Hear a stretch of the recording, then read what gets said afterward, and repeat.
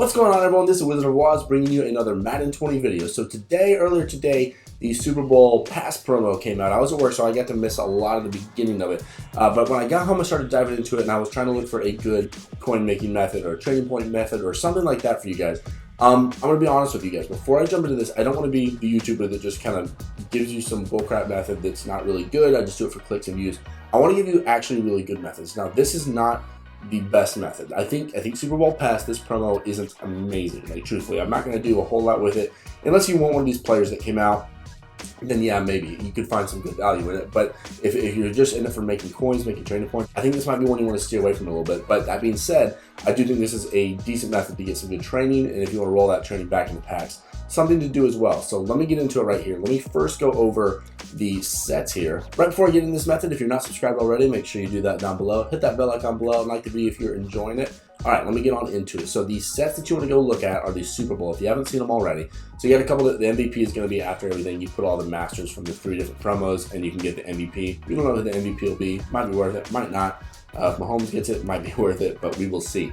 So essentially what you're going to do is you get 4 tickets, right? The tickets you can get from the solo challenges or from house rules. As right now, I think you can only get 2 from the solo challenges, maybe 3. I know you can't get all 4 from the solo challenges, and from house rules, you can only get 1 per day. So 15 wins in house rules gets you 1 ticket. You can only do that once per day. So make sure you're getting those wins daily if you want to be stocking up on those tickets. But you put 4 in, and you get 1 of the 3 guys nat. So it's random.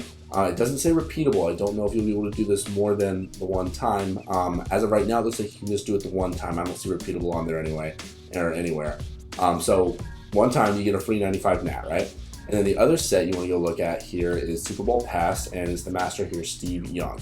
So once you complete this set, you're going to get Steve Young, his power-up, and then 3 95s back nat. You already had 1 as nat, so you're just putting it in, getting it right back there. No difference there. So essentially, how much are you going to be paying to completing these sets? Assuming you can get 1 of them free for nat, you're going to spend about 220 on each of these guys. We'll just round it down to 220 because you can definitely find them around there. They're all going for about 223, but we will say 220 because I don't want to do uneven math. So you're looking at 440,000 because remember we got 1 of them free from nat. So then when you go into the auction house, you see you can sell Steve Young for about 400,000. We'll say I get 400,000 for easy math, a little bit more, but that'll cancel out whatever. So 400,000, you're getting 360,000 after tax. Always very important to keep that in mind. So what have we done here? We've got 1 nat. We bought 2 95 players for 440,000.